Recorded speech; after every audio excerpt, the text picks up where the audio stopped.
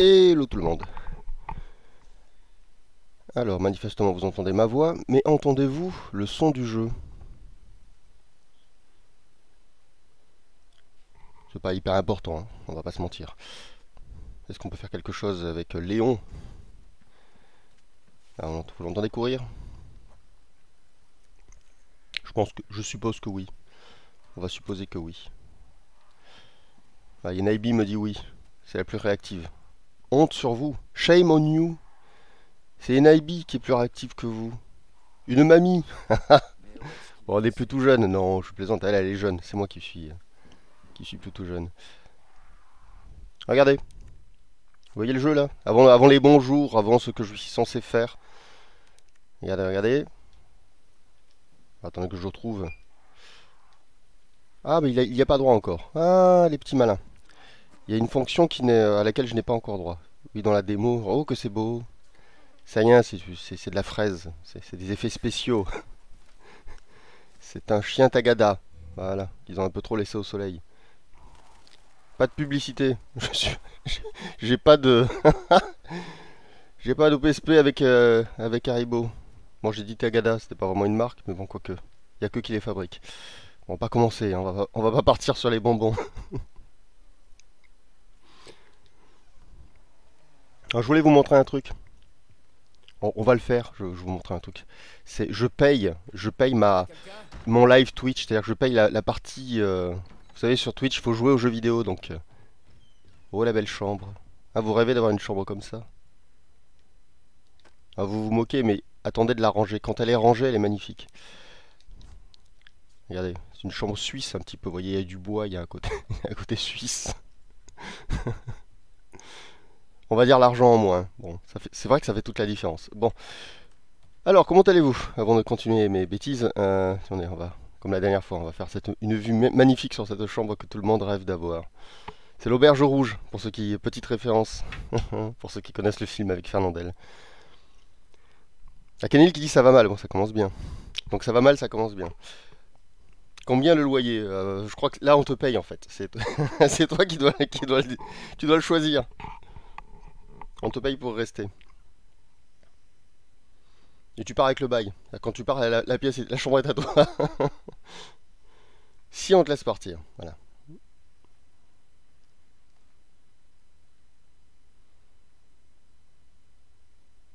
Alors, ce live est un peu spécial. Il est midi 17. Vous avez vu que je suis un peu en retard. Oh, on s'en fiche. C'est pas du retard, c'est de la mise en scène. Alors, donc, aujourd'hui est un jour très spécial. Vous savez, en général, les gens commencent leur vidéo en disant ah, c'est une vidéo spéciale. Ça ne l'est jamais. Non, là, oui, si, le jour est un peu spécial, puisqu'aujourd'hui, vous allez avoir 3 fois moi. Vous allez avoir 3 fois, 3 choses à moi, 3 vidéos. Enfin, 3 vidéos. 3 interventions, je sais pas comment on veut le dire. 3 podcasts, trois réactions, trois nouveautés. D'abord, vous allez avoir la nouvelle objection qui sera dans un peu plus de 10 minutes, à 12h30 précisément. Elle sera disponible sur Patreon, donc vous recevrez un mail chez vous, si vous me suivez sur Patreon, qui vous préviendra. Donc elle fait plus de 4 heures. Voilà, elle était compliquée à faire. Et donc c'est une objection dans laquelle on va principalement parler de personnages de fiction. Voilà, j'aborde... Alors je vous dirai pas les noms, c'est comme ça, je garde le mystère. Je vais parler d'un héros d'animé des années 80. C'est pas Albator, mais c'est un concurrent. C'est pas Capitaine Futur, je vous laisse deviner. C'est un concurrent direct. Donc, Capitaine Futur, c'est Capitaine Flamme, hein. Donc c'est pas Albator, c'est pas Capitaine Flamme. On va parler d'un personnage d'une série dont je vous parle tout le temps. Une de mes séries fétiches. Et je crois que j'ai abordé 3 ou 4 personnages. Et il y a un personnage de Tezuka. Un personnage très important pour moi. Voilà, qui a sans doute laissé une empreinte forte chez un des personnages cet incroyable manga qu'est Orion, que vous connaissez tous. Voilà, c'est Lupin. Je pense que c'est un des parents de Lupin. Voilà, tout ça on en parle donc aujourd'hui. Il est 18, dans une dizaine de minutes. Voilà, sur Patreon, vous aurez pendant 2 3 heures tout un tas d'explications sur les personnages de fiction, sur leur rapport avec moi, leur rapport avec leur propre univers, etc. Donc tout ça, c'est dans 10 minutes. Sur YouTube, vous aurez pareil, dans les mêmes eaux. Alors je sais pas si je la publie en même temps ou un peu plus tard. vous aurez l'objection 133, celle du mois dernier. Ouais, j'ai un mois de retard. Voilà, donc il sera publié. Ou vous aurez juste c'est la moitié de l'objection 133, c'est la première moitié. C'est-à-dire c'est juste l'actualité sur les séries, les films, les animés, les mangas. Voilà, où je parle juste de ce que je regarde. Donc c'est la première moitié de l'objection du mois dernier. Voilà, donc c'est pas plus mal. Comme ça, un décalage entre YouTube et Patreon. Voilà. Et il me semblait qu'il y avait un autre truc. Je crois que c'est tout. Et vous avez un live là, maintenant. Je voulais vous poser une question. On fait comment quand on veut faire intervenir une personne qui a un compte Twitch dans son live? Est-ce que vous le savez? Par exemple, là, si NIB, je voulais qu'elle dessine. Si vous voulez, je voulais que vous regardiez ce qu'elle dessine. Et si elle pouvait intervenir aussi, d'ailleurs, si elle veut. Comment ça se passe? Est-ce que c'est possible? Je pense que c'est possible, mais je ne sais pas du tout comment ça marche. Si l'un d'entre vous est un technicien de Twitch, hein, je sais qu'il y a des techniciens de Twitch parmi vous. Ça nous amuserait de le faire. Et j'avoue que ça fait des semaines et des semaines qu'on y pense. Mais à chaque fois, on n'est pas hyper passionné en fait hein, par Twitch et les réseaux sociaux. Et donc on fait d'autres trucs avant ça. Voilà. On délaisse un petit peu ça. Il y a Shadows qui me dit, Shadow, pardon. Faudrait que tu réceptionnes ces images sur ton propre PC, non? Mais justement, moi je pense que c'est possible de réceptionner, je sais pas. J'espère que c'est possible en gros, qu'elle lance un live, vous voyez, sur sa propre chaîne Twitch, et que je sais pas. Je fusionne le mien avec le sien. Est-ce que, est-ce que je fantasme ou est-ce que c'est possible? Avatar Blanc me dit, je crois que c'est compliqué, ça passe par Twitch pour partager. Ça passe pas par Twitch. Alors oui, avant, ça passait pas. Il fallait là, ça je le sais, il fallait un logiciel qui permettait de partager. Mais je crois que récemment, Twitch le permet. Alors c'est peut-être pas au point, c'est un peu bêta. Mais je crois que Twitch a permis un truc comme ça.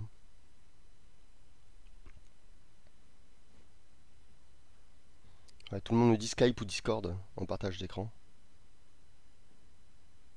Ah, Soyem French dit, je pense pas qu'on puisse faire un duo stream sur deux comptes différents. Oh, c'est pas terrible ça. Twitch, il faut te mettre à la page là. Faut faire une mise à jour. Avant, il y avait des outils pour regarder, nous dit Avatar Blanc, avant, il y avait des outils pour regarder deux streams en même temps. Mais il n'y en a plus. Ah bon, ils l'ont retiré? Bon, il y avait peut-être une période d'essai, une période bêta, ils sont peut-être en train de le finaliser. On peut arriver. Il te faut un overlay pour que ce soit pas trop moche. Bah, il n'y aura pas d'overlay, il y aura carrément en gros plan le travail des NIB, c'est mieux qu'un overlay. Si on peut le faire.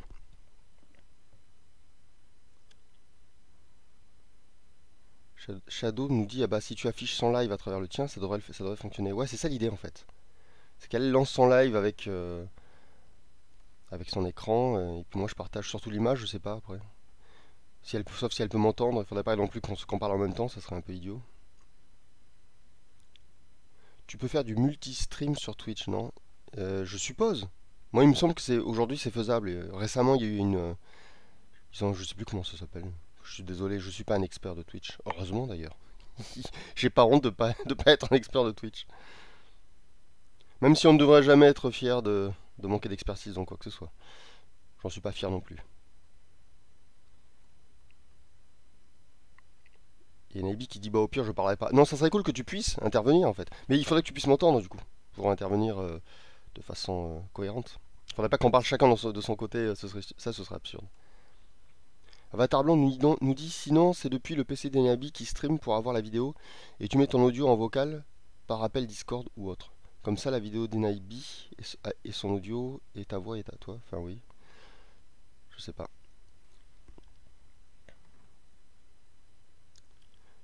Alors il y a Static Shock qui nous dit je crois qu'il y a une fonctionnalité qui s'appelle Steam Squad. Comme le mauvais film là avec les super vilains qui permet non, c'est pas exactement ça. Qui permet d'avoir deux lives ou plus en même temps. Mais il faut que chacun ait sa chaîne Twitch. On va utiliser Discord. Je suis pas très fan de Discord. J'ai testé un Discord, hein. Peut-être certains d'entre vous y étaient. J'ai vraiment pas aimé. J'ai trouvé ça complètement inutile. Je vais même vous faire un aveu, je ne comprends pas l'intérêt de Discord. Absolument pas. Je vois pas pourquoi les gens utilisent Discord. Je ne comprends pas du tout le sens. Ça n'a pas de sens pour moi Discord. À part tomber sous le coup d'une société qui manifestement profite pour faire de la publicité et veut vendre des jeux. Sinon je ne vois pas du tout à quoi ça sert Discord. Je préfère largement un Twitch ou faire des vidéos YouTube Patreon, je sais pas quoi. Ça me paraît beaucoup plus serein et beaucoup plus sain. Ouais, Discord c'est comme Skype. Skype je suis pas très fan non plus, c'est Microsoft Skype.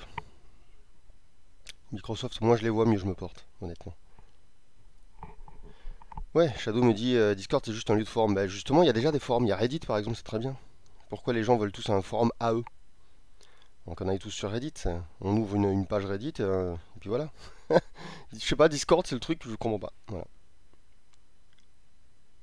Ouais, Yamisama dit Discord c'est pour se réunir et jouer ensemble. Et elle a raison, ou il a raison. Jouer ensemble, oui, là c'est intéressant. C'est peut-être le seul intérêt de Discord. C'est que en gros, ça crée une sorte de salon vocal, une sorte de salon de chat. C'est le seul intérêt que j'y vois. Mais les gens se réunissent pour parler, je sais pas, c'est bizarre, je trouve. Alors qu'aujourd'hui, il y a les réseaux sociaux, il y a. Ça fait un peu répétition, je trouve. Après, oui, pour les jeux vidéo, c'est pratique, parce qu'on peut chatter avec. Il y a un chat vocal en fait dans Discord. Et oui, de ce côté-là, c'est bien. Parce c'est vrai qu'il y a des jeux vidéo qui n'ont pas de chat vocal. Et oui, comme dit Shadow, en gros, ça fait tout ça à la fois. Il résume bien la chose, c'est une sorte de couteau suisse, quoi. Donc il y a des choses qui sont utiles, effectivement, dans Discord, mais il y a des trucs inutiles. Et j'ai l'impression que les gens préfèrent les trucs inutiles. Voilà. Mais c'est vrai que pour jouer, c'est marrant. Ouais. Le côté chat vocal, c'est intéressant. Il y a HMT qui est là, qui nous dit salut. Et salut tous les autres, hein. Je crois que j'ai dit bonjour à personne. Bonjour Clems, bonjour Yamisama, bonjour Shadow, voilà. Bonjour Sorayam French, bonjour Avatar Blanc. Bonjour Askelad, qui a un nom de. On dirait un nom de protagoniste principal de livre dont vous êtes le héros. Askelad. Ça me rappelle Ark the Lad. Vous avez connu Ark the Lad? C'était un jeu sur PlayStation. C'est le premier JRPG qui a un peu fait parler de lui. Avant Final Fantasy VII. Ark the Lad. Pour ceux qui ont de la mémoire. Et qui ont eu une PlayStation. Au moment de sa sortie. Il y a Paisible qui est là aussi. Yaolo, nous dit-il. Toujours sa façon de dire des bonjours extraterrestres. Tacos est là aussi. Il y a Tacos qui dit le gars à la tête de Discord a eu des histoires avec la justice. Discord récupère tes données perso, même TMP. Ça m'étonne pas du tout. Ça sent pas bon Discord. Je vais vous dire, Twitch ça sent pas très bon non plus. Hein. Je suis sur Twitch, je le redis, hein, parce que je suis obligé, parce que il y a beaucoup de monde sur Twitch et parce que j'ai un bouquin à vendre qui s'appelle Orion, voire deux. Hein. J'ai aussi mes pensées laconiques. Je suis là parce que tout le monde est parti sur Twitch. Mais je vous en veux. J'en veux à tout le monde d'être parti sur Twitch. Après, j'en veux qu'à moitié parce qu'ils ont quitté YouTube et ils ont eu raison. Alors c'est compliqué. Il n'y a, pas- y a, y a pas de juste milieu, quoi. Twitch, c'est pas terrible, mais YouTube, ça l'est pas non plus. Donc Twitch ou YouTube, ouais, entre le sandwich au caca ou la poire lavement, comme dirait South Park, c'est difficile de choisir. Ah, Pizil nous précise que ça vient d'un animé, le Yahalo. Je connais pas. Je connais. Comment c'est déjà?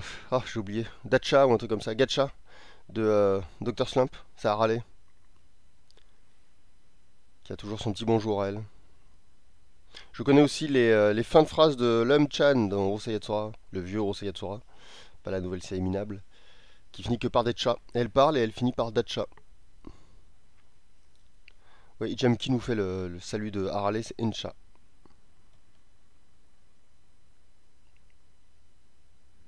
Shadow nous dit ce sont des crapules qui mènent ces entreprises, je suis sur le cul. J'ai l'impression que c'est de l'ironie quand même. On est tous d'accord qu'aujourd'hui, les gens qui mènent des entreprises, globalement, c'est des crapules. Hein. Tu prends n'importe quelle entreprise au hasard, si c'est tu me dis c'est une entreprise honnête, c'est moi qui suis sur le cul. Aujourd'hui, c'est triste à dire, hein, mais comme disait Coluche, si t'as de l'argent, t'es un méchant, quoi. Et il disait du coup tout le monde veut devenir méchant. Et il avait résumé le truc. Hein. Quand t'as de l'argent, t'as du pouvoir. Et quand t'as du pouvoir, tu refuses que les autres te disent ce que tu dois faire. Tu refuses les lois. Tu triches. T'as de l'argent. T'as plus besoin de suivre les lois. Pourquoi obéir? Pourquoi être gentil? T'es gentil parce que t'es pauvre et que t'es faible. Tu souris parce que t'es moche, parce qu'il faut se faire aimer, tu vois. Donc quand t'es pas beau, tu souris, t'es gentil avec tout le monde. Mais quand t'es beau, que tout le monde t'aime, et que t'as de l'argent, évidemment, t'es le pire des connards. Évidemment, c'est ça l'humain. T'es gentil parce que t'as rien, parce que t'as besoin. Voilà. Moi, je suis sur les réseaux sociaux. Si demain, Orion fonctionne, si demain, Orion, tout le monde se met à le lire, je peux vous dire que vous me verrez plus sur les réseaux sociaux. Parce que je me force à y être, mais je supporte pas ça. Hein. Je crois que la première chose que je fais, déjà je purge mon compte Twitter. Parce que je suis plein de trucs, des éditeurs, des médias, des journalistes et tout, pour dire, hey, on est là. Moi je m'en sers comme un CV, hein, je vous l'ai toujours dit, je m'en suis jamais caché. Twitter c'est un CV pour moi. Demain si j'ai une réussite, tous ces gars que je suis, qui sont, tu sais, vous savez, je suis des médias qui sont par exemple des médias qui parlent de manga. Et ces gars-là qui sont là pour sauver le manga, parce que c'est des médias, ils sont là pour parler du manga, donc pour vous faire connaître le manga, dans les mangas français et tout, hein, bah ces mecs-là me suivent pas. C'est-à-dire qu'ils en ont rien à foutre des auteurs, quoi. Je trouve ça merveilleux. Et ils parlent même pas de mon manga d'ailleurs, hein. Donc, en gros, c'est des gars qui sont là pour dire ouais, suivez-nous, suivez-nous. Et puis dans 2 ans, quand ils auront beaucoup de monde, ils feront un manga à eux. Voilà, et en vérité, vous les avez suivis, non. Ils se sont fait passer pour des médias parce que c'est pas difficile de recopier ce que balancent les Américains ou les anglophones. Ça demande aucun travail, hein. T'as juste à recopier les news, et des sites anglais comme ça qui balancent des news sur le manga. Et ils le font tous. Voilà, donc c'est très facile de les traduire. Donc tous les jours, tu as juste à traduire 2 3 news et tu te fais passer pour un site. Et puis quand tu as un peu de pouvoir, quand tu as des gens qui te suivent, parce que les médias ça marche toujours, hein, quand tu balances des infos, tu as toujours des gens qui sont intéressés. Après, ah, on veut regarder maintenant, on sort un manga. Voilà. Parce qu'en gros, c'est ça. Les médias français qui parlent de manga français, croyez-moi, ils en parlent pas vraiment. Moi, j'en fais du manga français. Je sais qui parle de nous. Eh ben, c'est compliqué, hein. En admettant qu'ils soient 50 et que je dois leur mettre une note en mettant un point pour chaque et pas que moi, hein, tous les mangas français, pour chaque média qui pourrait parler de manga français, euh, c'est pas qu'ils n'ont pas la moyenne, c'est que ils- on va dire qu'ils arrivent difficilement à dépasser le zéro.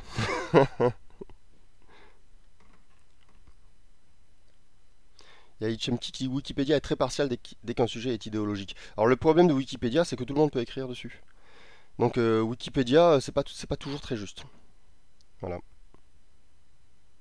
Même sur la page d'Orion. Sur la page d'Orion, il y a des gars qui font le forcing. Ah ouais. Il y a des gars qui font le forcing pour dire quelque chose d'Orion. Je peux pas en parler là. Mais ils ont donné une nature à Orion qui n'est pas vraie. Et ils insistent. Et il y a eu 2 3 mises à jour, sûrement des personnes d'entre vous, hein, qui avaient rectifié ça et ils le remettent. Donc ça veut dire qu'on n'est pas libre. Wikipédia n'est pas là pour dire la vérité, ils sont là pour dire leur vérité. Comme les historiens ne sont pas là pour dire la vérité, ils sont là pour dire leur vérité. Surtout les historiens nobles, les historiens qui ont un peu d'argent, voilà, qui n'ont pas envie trop de faire passer le prolétariat pour héroïque et les possédants pour des salauds. Voilà. Donc c'est bien d'aller écouter des historiens qui balancent des vérités. Voilà. Hein, je pense que vous en connaissez. Si vous en connaissez, allez-y, lâchez le nom, comme ça on va pas dire que c'est moi qui fait de la publicité. Hein, Henri Guillemin par exemple. Il y a Tacos aussi qui. On est tous au courant. Voilà, un qui a réussi à passer au travers des mailles du filet, Henri Guillemin. C'est assez étonnant, hein. Je le redis, allez l'écouter, hein, parce que c'est ouf. Surtout Napoléon. Vous allez voir ce que c'est que la France. Vous croyez savoir ce qu'est la France, allez écouter qui est Napoléon et vous allez juste halluciner. La France, c'est la prostituée des dirigeants en fait. C'est juste un truc pour se faire du pognon. Les mecs deviennent présidents, empereurs, tout ce qu'ils veulent, rois, juste pour exploiter le peuple quoi. Nous sommes la prostituée du gouvernement. Alors que dans les lois, c'est écrit que c'est le contraire. C'est le président qui est au service du peuple. C'est le président qui est censé être notre prostituée. Donc il s'est passé quelque chose quand même, hein. Je crois qu'on a oublié. On s'est un peu perdu. Voilà. C'est comme si le cinéma venait chez vous pour voir un film. Je redis, hein, c'est exactement ce que je viens de dire. C'est comme si le cinéma venait chez vous pour voir un film. La politique actuelle, c'est ça. C'est-à-dire que c'est des gars qui nous donnent des ordres, qui nous disent ce qu'on doit faire, qui nous obligent, qui refusent de nous écouter, alors qu'à la base, ils sont censés être à notre service. C'est quand même incroyable. C'est le putsch moral ultime. C'est le robot ménager qui le matin vous réveille à coups de, coup de lame d'acier dans la tête pour vous dire fais le ménage, fais le ménage. Il y a quelque chose qui s'est inversé. Voilà, c'est la politique en France actuellement. Donc oui, forcément, il y a des gens les gens ont froid en plus. Parce que vous savez qu'il y a des problèmes d'énergie maintenant, l'électricité, tout ça. Donc les gens allument des feux, mais c'est normal. Quand t'as froid, attendez, on va pas reprocher aux gens de. Faudrait quand même pas que des milliers de gens meurent de froid. Donc les gens allument des feux, voilà. Comme disait le formidable philosophe français, allumez le feu. Je voulais pas l'imiter. Allumez le feu, voilà. Je veux pas me moquer de lui non plus. Surtout qu'il est mort, merde. Après, peut-être que je peux me moquer de lui, il est mort. Non, non, respect, respect. Puis il y avait idée dans son nom. Même si je vois, c'est drôle d'être ce qu'il a été, d'avoir idée dans son nom. C'est le seul endroit où il y avait une idée d'ailleurs. Mais bon. Je sais que c'est un monument francophone, donc excusez-moi, je m'excuse. Je m'excuse, Johnny, si tu me vois là-haut. Et puis, je vais pas vous mentir, c'est bien qu'il soit plus là parce que j'aimais pas sa voix. Respect. Donc, je vais en dire que maintenant je l'aime bien. Maintenant, je l'aime bien. Voilà, on s'est réconcilié. Depuis qu'il est parti, on est amis. Voilà.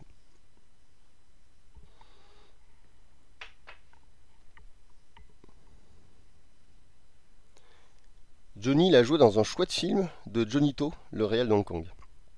Ouais, il a joué dans un film où il racontait sa propre vie un petit peu aussi. J'ai jamais vu, mais ça avait l'air marrant. Où il utilisait son vrai nom. Voilà. Non, après, il a chanté une version française adaptée de Black is Black, Noir c'est Noir, qui était correcte. Il s'est pas foulé, il a repris un morceau anglais, Noir c'est Noir, il n'y a plus d'espoir. Voilà. Celle-là passait encore. Après, les choses ont commencé à se dégrader. Eh oui, ça s'est dégradé très vite. C'est un peu comme Gainsbourg. Gainsbourg, il a chanté Le Poinçonneur du Lilas. Oui, le poinçonneur des lilas. Je fais des trous, des petits trous, un quart de petits trous, des trous, classe. Ça allait encore. Après, ça s'est dégradé. Il y a eu la boisson, tout ça. Ce qui est drôle, c'est que c'est à partir du moment où il est devenu médiocre que les gens ont commencé à l'aimer. Mais c'est toujours ça, le peuple. C'est comme ça, le peuple, comme dit De Funès dans La Folie des Grandeurs. C'est ça, le peuple. Voilà. C'est-à-dire qu'au moment où il était intéressant, personne l'écoutait. Le mec chantait super bien. Vraiment, le Poinçonneur des Lilas, c'est son meilleur morceau. Voilà. Je suis venu te dire que je m'en vais. Voilà, parce qu'il a piqué aussi beaucoup de classiques. Ah, il a piqué du classique. Il a pris des morceaux à Verlaine. Ah ouais, il a pris un peu partout. Il a pioché, Gainsbourg. Mais voilà, le Poinçonneur du Lilas, j'ai rien à dire. Ce morceau était très sympa. Après, c'est un peu la décadence. Et c'est là que les gens l'ont adoré. Et c'est devenu une grande figure française. Je sais pas comment. Mais on est fou. Non, mais on est fou. Hein. Je parle de moi aussi. Hein. Les Français, hein. Je suis français. On est fou. On est fou. On prend des trucs nullissimes et on en fait des choses incroyables. On dit, ouais, ça, ce truc nul, c'est bien. Et ça devient des légendes. Et les trucs merveilleux qu'il y a à côté, on les voit pas. Il faut attendre 20 ans. Et on fait, ah, mais en fait, il y avait un mec, il avait un talent fou. Ah, on avait un réalisateur, il était génial. Et personne n'en parlait jamais. Le mec, il est mort dans l'anonymat complet. Enfin, nos plus grands écrivains, nos plus grands poètes, personne n'en parlait quand ils publiaient. Il a fallu attendre des siècles pour qu'on se dise, oh là là, qu'est-ce qu'ils étaient bons. Et au moment où ils publiaient des trucs, on aimait les mauvais. J'ai l'impression que la force médiatique est incroyable en France. En France, on nous fait aimer des trucs nuls. Nos médias sont notre cerveau en France. C'est eux qui décident ce qu'on aime. Et on les écoute. Et c'est ça qui me scie. On les écoute. On nous dit, tiens, tel auteur, il est bon. Ah ouais, il est bon, hein, il a une grosse communauté. Et le mec finit par avoir une grosse communauté, alors que ce qu'il fait est nul. Minable. C'est inintéressant. Mais c'est comme ça en France. En France, c'est pas le public qui décide, c'est les médias. Et le public qui fait confiance. On se fait trop confiance en France. Hein, puis on va appeler ça la confrance. La confriance. Mélange de confiance et de France. Mais en fait, on est rance, vous voyez, ça rime. Enfin, ça y est, je suis parti dans la poésie, là, je commence à faire du Baudelaire. Il y a des rimes, rance, confiance, France. Voilà. Non, c'est comme ça, qu'est-ce que vous voulez. On est le pays du vieux fromage, le pays du vieux vin. Il faut attendre que les trucs vieillissent pour qu'ils aient de la qualité, en fait. Voilà. Moi, mon père me disait... il y avait une compétition sportive à la télé, et ils annonçaient les vainqueurs. Et ils parlaient que du deuxième. C'était les médias. Et mon père me regarde et il me dit, en France, ils aiment pas les gagnants, ils aiment pas les premiers. Ils parlent toujours du gars le moins intéressant. Et j'étais tout petit, hein, et ça m'a marqué, parce que ça n'a pas de sens, vous voyez. Je trouvais ça absurde, mon père me disait ça, je comprenais pas. Et il avait raison. La France, c'est un drôle de pays. La France préfère les losers. C'est-à-dire que, en France, tu prends un mec qui dessine super bien, il fait une illustration, mais un truc incroyable. Un mec, tu sais, genre le dessinateur, t'as l'impression que c'est... Tu dis, mais c'est un japonais qui a dessiné ou quoi? C'est du Otomo, enfin un super dessinateur, mais vous voyez, hyper technique, quoi. Le mec, il est capable... Il vous fait une moto comme ça qui traverse une... Je sais pas moi, sur une rue comme ça, avec les reflets... vous voyez, c'est du ray tracing. Un super illustrateur. Le mec, c'est une machine. Et à côté, vous prenez un gars, il prend un pinceau, il le trempe un peu dans l'encre comme ça, et il fait un peu n'importe quoi, vous voyez. Et puis, il met un peu de couleur... Voilà. En France, à droite, c'est de l'art. C'est-à-dire le mec qui a fait n'importe quoi, c'est de l'art. À gauche, trop technique. C'est trop technique. Ça pourrait être un japonais, faudrait pas l'aimer parce que du coup, c'est pas un français, quoi. Ouais. Trop technique. On comprend pas. C'est, ah ouais, ben non, ben... On pourrait faire ça avec de l'image de synthèse, vous voyez. On dirait que c'est un ordinateur, c'est trop froid, on dirait que c'est une machine qui l'a fait. À droite, oh, c'est la poésie, Verlaine, Rimbaud, oh là là, on comprend pas ce qu'il y a, c'est magnifique. On aime. Tiens, c'est à moi un verre de vin que je me pignole devant cette toile qui ne dit rien, quoi. C'est Picasso, quoi. Picasso était invité sur des plateaux télé, il y avait des vitres, et il avait un pinceau, comme ça les gens voyaient ce qu'il y a à travers la vitre, voyaient ce qu'il dessinait. Et c'était la fin de sa vie, quoi. Donc il dessinait un papillon, un escargot, et les gens, waouh, Picasso, génial. Alors que Picasso, si vous regardez techniquement, Quand il était gamin, c'était incroyable, parce qu'à l'âge qu'il avait, il était capable de reproduire des tableaux de grand maître. Ensuite, il a la période bleue, des années plus tard, qui est très intéressante, la période bleue. Et la fin de sa vie, c'est une catastrophe. C'est-à-dire qu'à partir du moment où il y a un mec ultra fortuné qui lui a acheté un tableau, ça lui a donné une cote. Il n'avait pas de cote avant ça. C'était un artiste, quoi. Il dessinait, mais il peignait des tableaux. Ça lui rapportait un peu d'argent, mais c'était pas... Et il y a un mec riche, donc complètement débile, qui lui a acheté une de ses pires toiles. Vous voyez. Et du coup, ça lui a donné une cote. Et à partir de là, on parlait plus que de Picasso. C'est-à-dire que c'est l'argent qui a fait de Picasso un type talentueux. Et du coup, après, on a regardé ce qu'il a fait avant et on s'est dit, voici, il a fait des bonnes choses. C'est-à-dire que c'est horrible. C'est pour une mauvaise raison qu'on a découvert un mec qui avait du talent. C'est terrible. Et du coup, on lui disait, ah, venez dessiner. Donc, genre, le mec, il dessinait un dessin sur une toile. Comme c'était coté, ça coûtait de l'argent. Ouah, j'ai un dessin de Picasso. Alors qu'en fait, il était vieux, il était plus bon. C'est comme les gens qui découvrent aujourd'hui Hunter x Hunter. Ils font Waouh, Togashi, Hunter x Hunter. Et ils achètent les 3 derniers volumes, là, vous savez, où il y a des bulles plus grosses que les, plus grosses que les onomatopées. Il n'y a plus que des bulles. Et ils sont là, oh là là, Togashi, quel maître. Mais c'est fini, Togashi. Il est fini, Togashi. Togashi, c'était il y a 5 ans, 10 ans, où ce type était incroyable. Ça a été un génie, le mec. Il a fait Yu Yu Hakusho que personne ne connaît. Il a fait Lively que personne ne connaît. Qui sont des chefs-d'œuvre en termes de manga. Et il a fait Hunter x Hunter qui est génial, évidemment. Dont les gens ne parlent finalement que de la fin d'Hunter x Hunter qui est inintéressante au possible. Hunter x Hunter, c'est un peu comme Dragon Ball, c'est un peu comme Death Note. Il y a un moment, ça s'est arrêté. Et le moment, je vous le dis, c'est la mort de Meruem. Meruem, c'est le pinacle de Hunter x Hunter. D'abord, c'est le personnage le plus intéressant de Hunter x Hunter. Au moment où il meurt, Togashi ne pourra pas faire mieux que Meruem. C'est évident. Hein. Ce personnage-là, il est incroyable. C'est le condensé de tout le génie de Togashi. Après ça, Togashi tente de continuer avec son mal de dos. Je le soutiens. Hein. J'ai acheté les 3 derniers. C'est pour vous dire. Et je vais les lire d'affilée. Parce que moi, je les avais lus en scantrad. Bon. Donc par morceaux, c'était morcelé. J'avoue que j'étais pas fan. Hein. Je comprenais rien à ce qu'il racontait Togashi. Là, j'ai acheté les 3 derniers, j'ai fait l'effort. Donc c'est-à-dire après le combat, vous savez, Kulolo contre Hisoka. Ça c'est le 4, comment on peut dire ça? C'est celui qui précédait les 3 derniers. Et les 3 derniers, c'est que la fameuse histoire, vous savez, des princes là qui doivent partir sur le bateau pour le nouveau monde. Et je vais les lire d'une traite, les 3, avec une feuille de papier et prendre des notes. Je vais les analyser sérieusement. C'est-à-dire que je vais pas les lire comme j'ai lu les Scantrad, c'est à la légère, je vais vraiment les lire. Vous avez vu, enfin j'ai lu les Scantrad, mais vous avez vu que j'ai acheté les bouquins, hein, je précise. Et moi je lis pas les Scantrad pour empêcher les auteurs de vivre. Hein. C'est que je lis les Scantrad et je paye les auteurs. Je fais les deux. Je lisais les Scantrad parce que les bouquins n'étaient pas encore sortis, donc je pouvais me le permettre. Maintenant qu'ils sont sortis, terminé, j'ai cramé mes Scantrad et j'ai donné de l'argent à l'éditeur. L'éditeur c'est Kana. Donc c'est même pas, c'est pas un éditeur que je connais ou pour qui je travaille. Hein, donc c'est pas, il n'y a pas de parti pris. Et j'aime bien Kana en plus. Et donc le truc, c'est que je vais lire les 3 d'affilée. Vraiment, je vais me prendre une journée, une après-midi, je sais pas, je vais les lire, mais sérieusement. Quitte à revenir sur les trucs, vous voyez, je vais les étudier, les 3. Et dans la prochaine objection, je vous donnerai mon avis sincère sur ce que je vais appeler le néo-Togashi, qui est devenu Yoshiro Togashi. Parce que j'en parle en rigolant, voilà, c'est comme Gainsbourg, je rigole, hein, évidemment, c'est comme Johnny Hallyday, je plaisante, c'est de l'humour tout ça, c'est pas vrai, je le pense pas vraiment. Menteur, chut, tais-toi, je le pense pas du tout, évidemment. Voilà. Ouais, il est midi 42 les gars, ça fait tard, parce que là je vous rappelle que depuis un quart d'heure, il y a une nouvelle objection qui est sortie sur Patreon, et ouais, l'objection 134. Voilà, où on parle de personnages de fiction, mais aussi où je décortique l'actualité jeux vidéo, on parle du Mandalorian, on parle de The Last of Us, puisque j'ai pu voir enfin la première saison en intégrale, donc je parle de beaucoup de choses. Voilà, comme dit Shadow, c'est du second degré, bien sûr.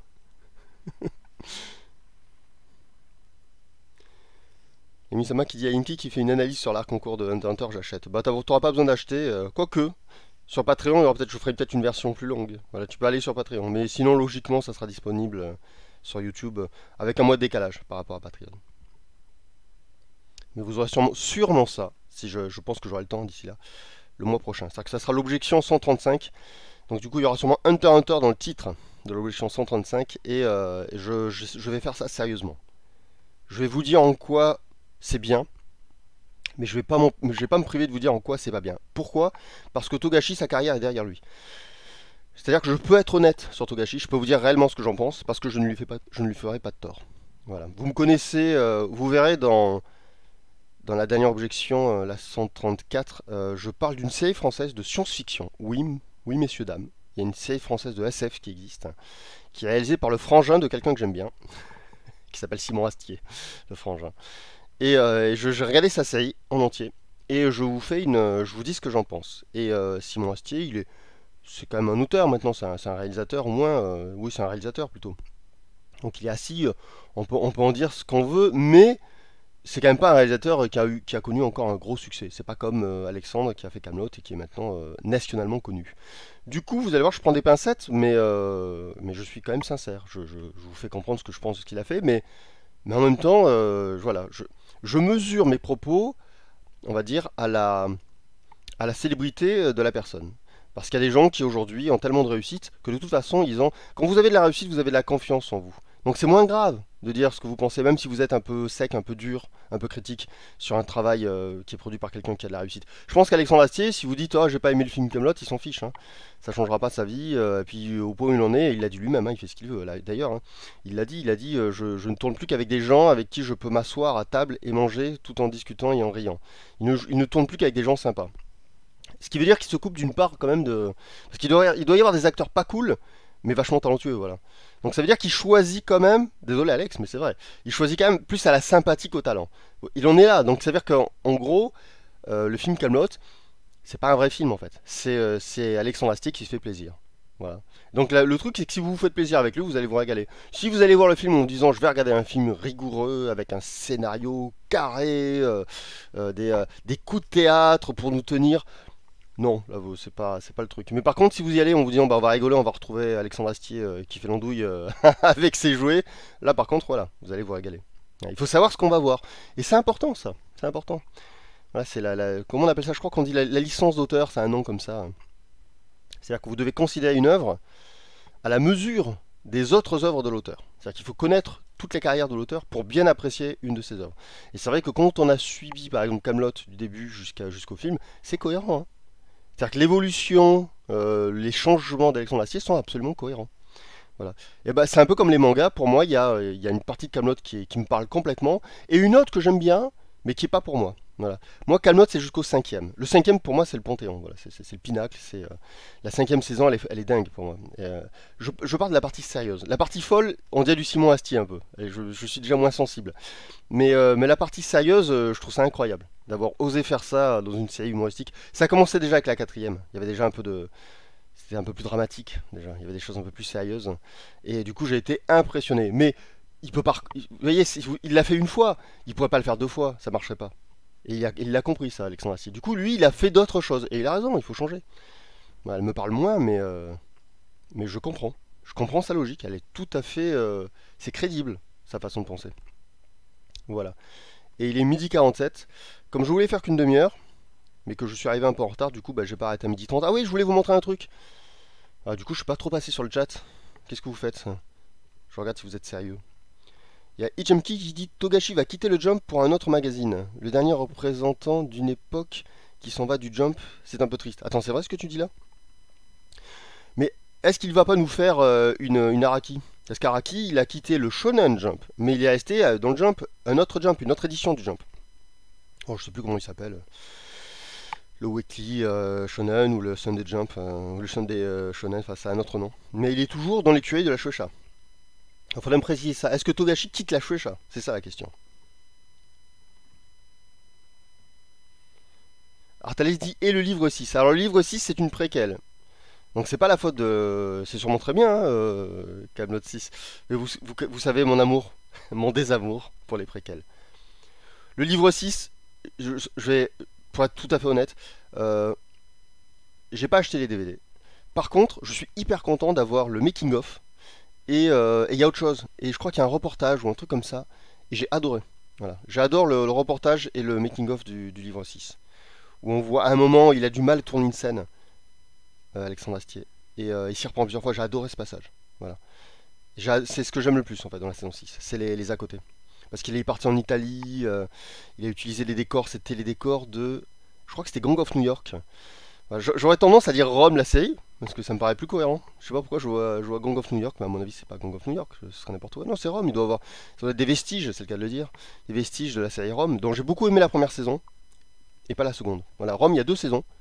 Et en fait, quand j'ai vu la première saison, je savais pas qu'il y aurait une deuxième saison. Je l'ai vu au moment où elle est sortie. J'ai adoré cette série. Je vous la recommande, hein. Rome, la série. J'ai adoré la première saison. Et un jour, j'ai découvert, oh, il y a une deuxième saison. J'ai vu la deuxième saison, j'ai été très déçu. D'abord, il y a un acteur qu'ils ont changé. Il y a eu un problème avec cet acteur. Je sais pas s'il est pas mort entre temps. Enfin, il y a une histoire. Et ensuite, elle marche beaucoup moins bien. Donc peut-être qu'ils ont eu trop de problèmes avec la saison 2. Et c'est dommage, l'actrice qui faisait Cléopâtre était un super choix de casting. Enfin, je trouve que vraiment elle a été très bien choisie.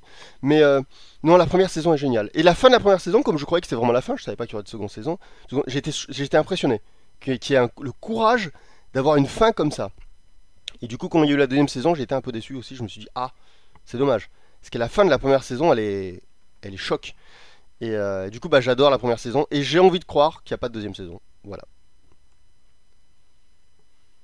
Alors Yami-sama nous dit soit il va dans un autre magazine, soit il passe dans le Jump Plus comme Chainsaw Man, qui a lui aussi migré.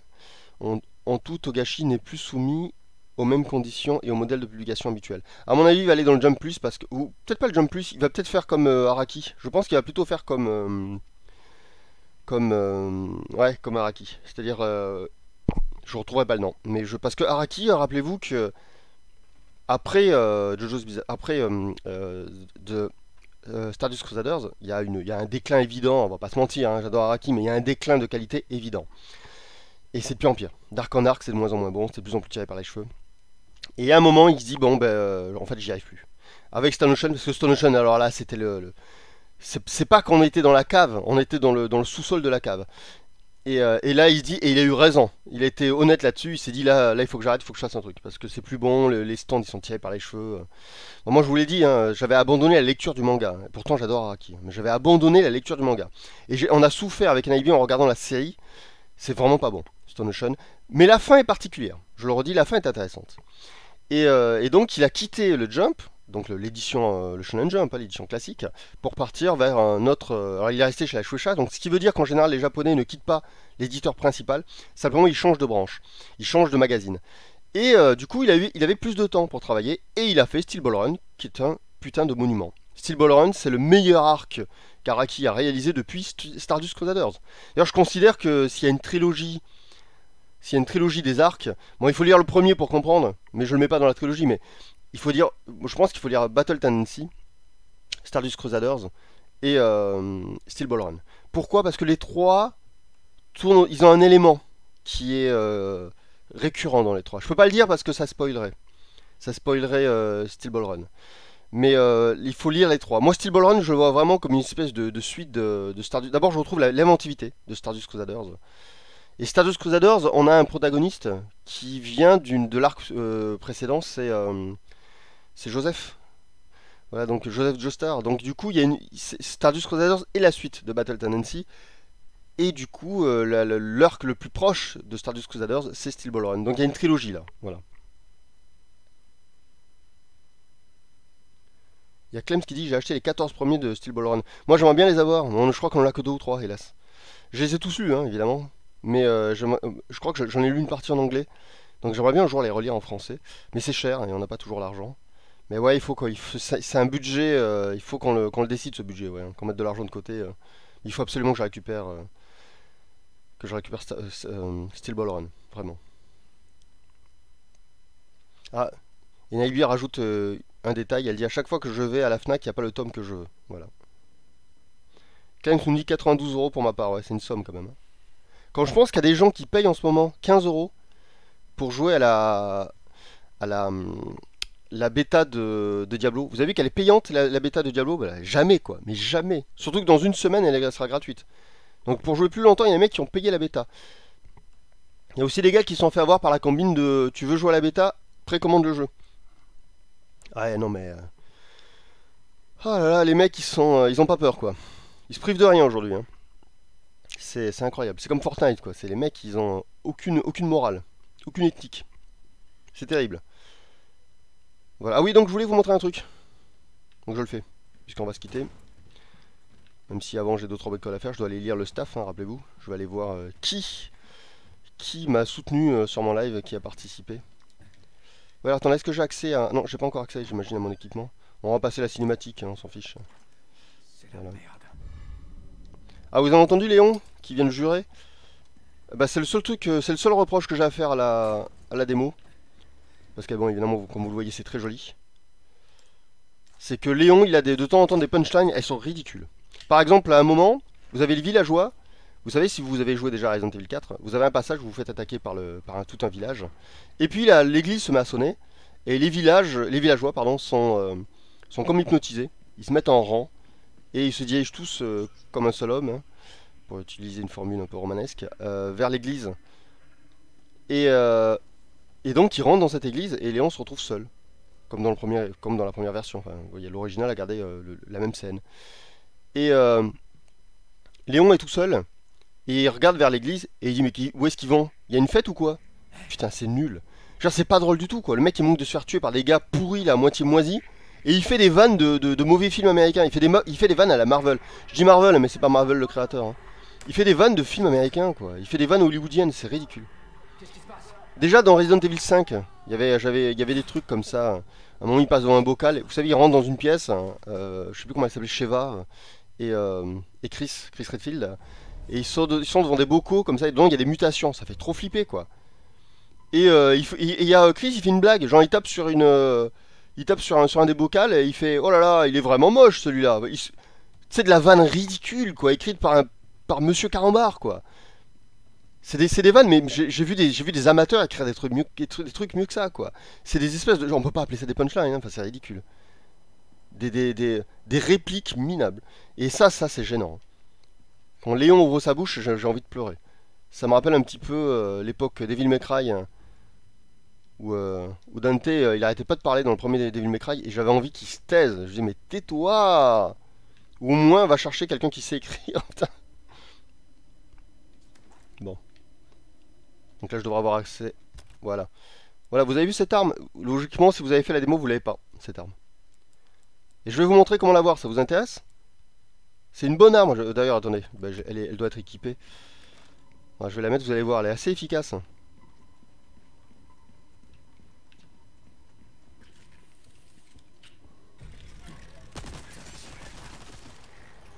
voyez vu? Je voulais dire, vous voyez, je voulais dire, vous avez vu, j'ai dit, voyez vu. Super, vous avez vu? Efficace, hein? Voilà. Alors je vais vous montrer où on peut l'avoir, si, pour ceux qui ont la démo et qui n'ont pas de raison de rejouer, je vais vous donner une raison de rejouer. On va se barrer parce que sinon on va se faire attaquer. On va se la jouer.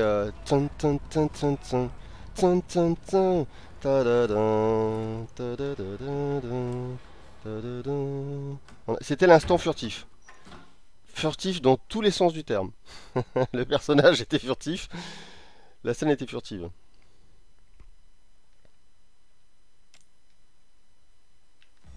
Vous avez vu comme le jeu est blindé de détails. Enfin, regardez le nombre d'arbres, etc. Ça fait vrai, c'est magnifique. Le jeu va être beau. J'avoue que honnêtement, c'est vraiment pas le remake que j'attends. Enfin, c'est pas ce que je voulais. Moi, c'est Code Veronica que j'aimerais voir remaker. Resident Evil 4, c'est un jeu que j'ai fait au moins 3 ou 4 fois. Je le connais par cœur. C'est vraiment pas le jeu. C'est pas le remake que j'aurais souhaité. Après, vous voyez, il est beau. S'il est pas trop cher, c'est un remake. J'espère qu'ils ne nous vendront pas une fortune. Sinon, j'essaie de l'obtenir moins cher. Mais je suis pas prêt à le payer cher en tout cas. Mais je le prendrai sans doute un jour. Pour le refaire, oui. Parce qu'il y a quand même il y a du taf. C'est beau. Voilà, le fameux Aero Engine, là on le sent bien. Eh oui, mon couteau. Ah oui, c'est vrai qu'on doit appuyer. Il me semble, de mémoire, que sur le vieux. Sur l'original, Resident Evil 4, il me semble qu'en fait, pour frapper avec le couteau, il suffisait de changer de bouton à droite. Là, il faut changer de bouton à gauche. Alors, peut-être que je me trompe, hein, c'est peut-être un mauvais souvenir. Mais je préfère. J'ai l'impression que c'était mieux dans l'ancien, ça. Bon, après, on s'y fait. Hein. Je voulais pas tirer. Justement, voilà, je suis perturbé par le couteau, ouais, où il faut appuyer à gauche.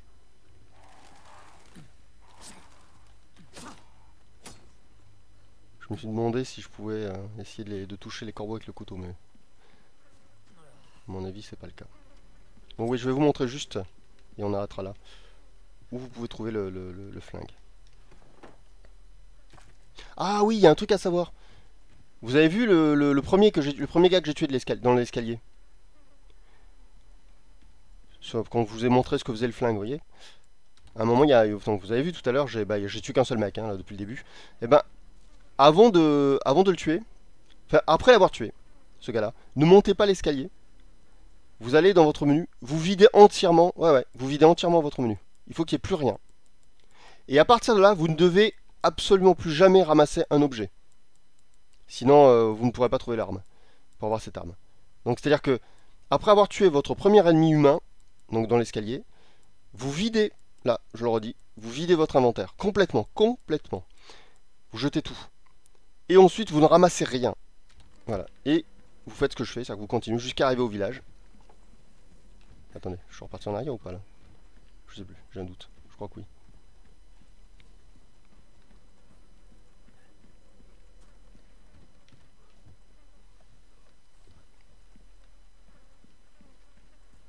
Je vais vous montrer. Ça vous donnera une raison de relancer le jeu. Il m'a l'air plus maniable par contre. J'ai l'impression qu'il est plus réactif. Ouais, il m'a l'air plus maniable que la première version, que la vieille version. Ah, je me fais à chaque fois avoir.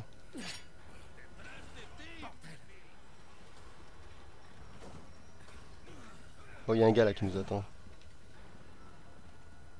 Mais regardez, c'est incroyable. Hein, je trouve que le feuillage, tout, il est vraiment dense comme jeu. Ils sont toujours là les autres? Non. Ils m'ont lâché. Voilà, donc on arrive au village. Je vais vous montrer exactement l'endroit où vous devez aller. Donc je vous rappelle qu'il faut avoir tué le premier ennemi. Enfin, pas forcément l'avoir tué, mais il faut vous être... Vous pouvez le tuer avant de vous débarrasser de votre inventaire. Donc faites-le. Après avoir tué votre premier ennemi, donc au bas de l'escalier, vous venez ici. Enfin, vous videz votre inventaire avant de monter l'escalier. Vous ne ramassez rien, pas une herbe, rien du tout. Vous venez là, à droite. Ici, là, vous ne vous occupez pas de Mamitas. Puis à gauche. Et là, ça devrait être fermé. Parce que je l'ai déjà fait. Voilà. Vous voyez la grille là? Vous n'aurez pas la grille. Vous pourrez prendre là, il y a une échelle. Vous prenez l'échelle. Voilà. Et en bas, vous fouillez, il y a un gros coffre, vous verrez. Il sera assez facile à trouver. Vous serez dans une... Il y a une petite zone en bas qui est assez... sans dire vaste, elle est pas mal quoi. Vous avez une petite zone avec plein d'objets. Entre autres, vous avez... vous aurez cette arme. Voilà. Et une fois que vous l'aurez prise, vous pourrez recommencer ensuite la démo. Alors finissez la démo, parce que ça, bon, j'ai pas pris la risque. J'ai fini la démo quand même. Mais ensuite, du coup, vous garderez cette arme. C'est-à-dire que si vous recommencez la démo, comme vous l'avez vu, hein, j'avais l'arme dès le début, vous aurez toujours cette arme avec vous. C'est plutôt pas mal, voilà. C'est bon à savoir. Évidemment, il y a aussi un fusil à pompe qui est caché dans la baraque, une baraque centrale du village. Et mais le fusil à pompe, vous ne pourrez pas le garder, par contre.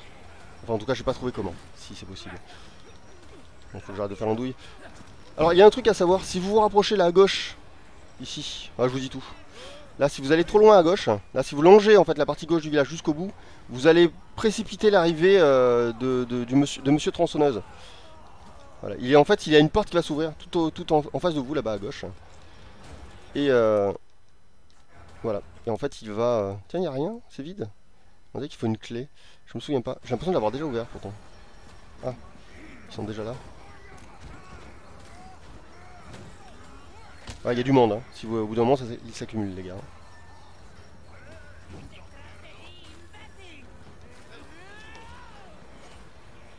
Là, je me demande si... Non, je pense que la grille sera continuellement fermée.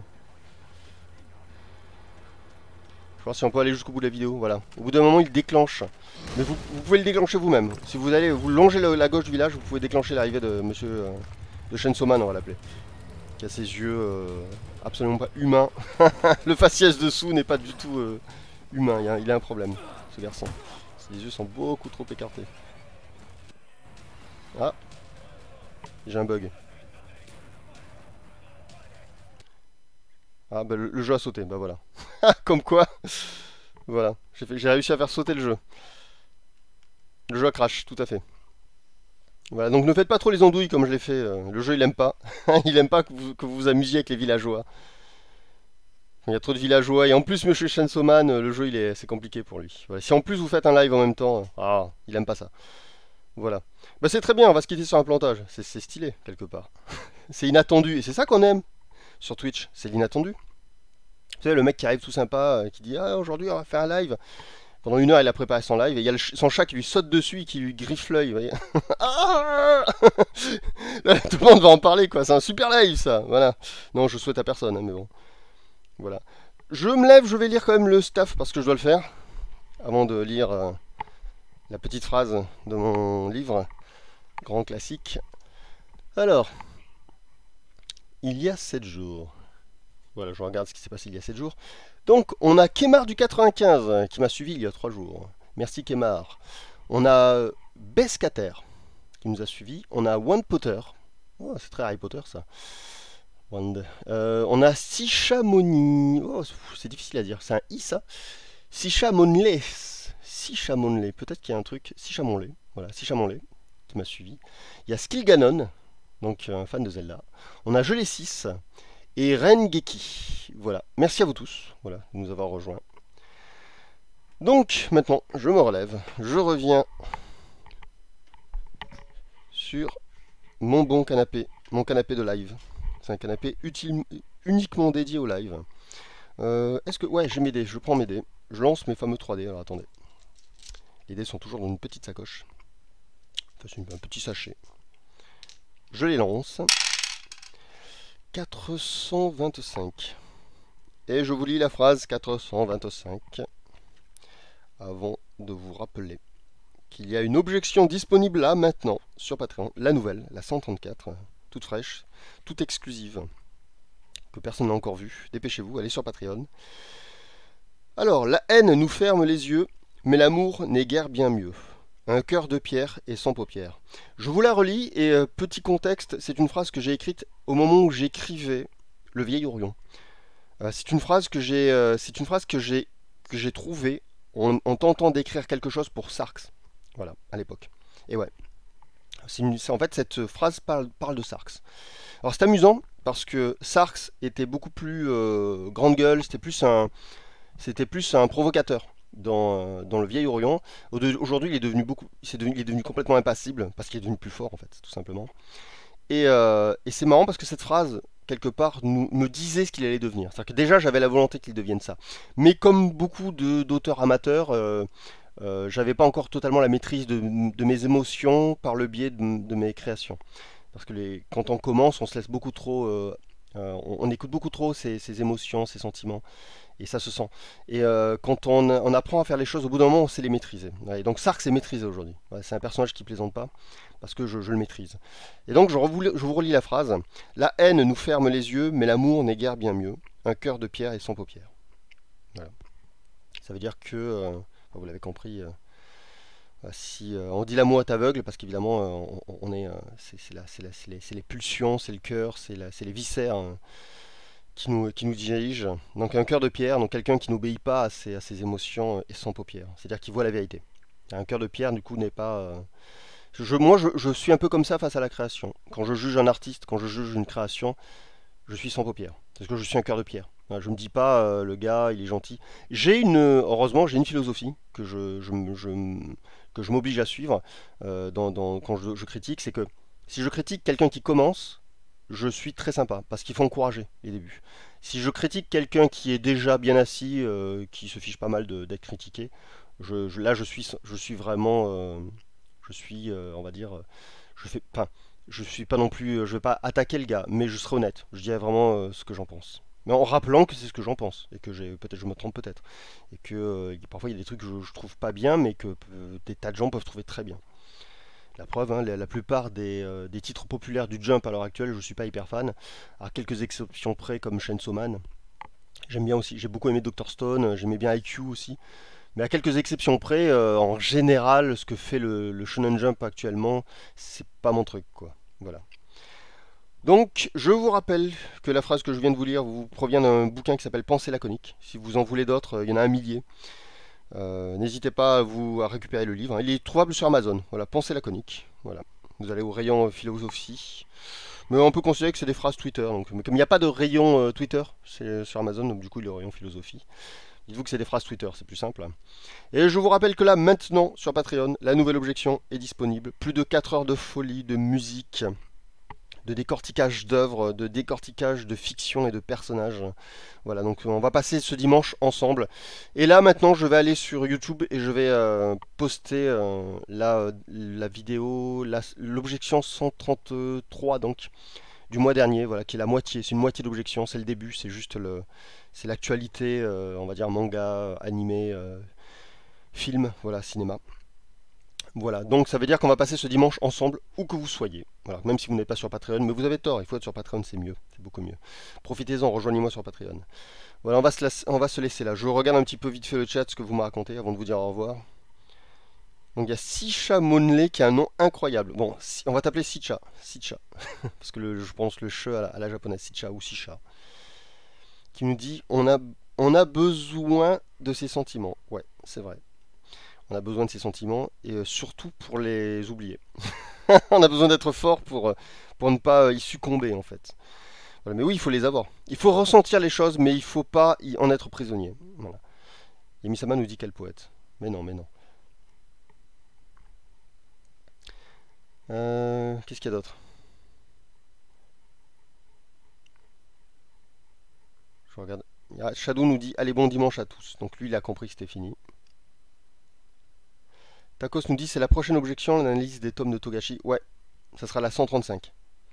Donc ça sera le mois prochain. Voilà, Paisible nous souhaite un bon dimanche. Voilà. J'ai un petit dit déjà fini. Ah, attends, ça fait 1 heure. Quand même, c'est énorme. Bref, à la revoyure, comme nous dit 1 sur 10. Passez un bon dimanche, prenez soin de vous et à très bientôt. Bye bye tout le monde.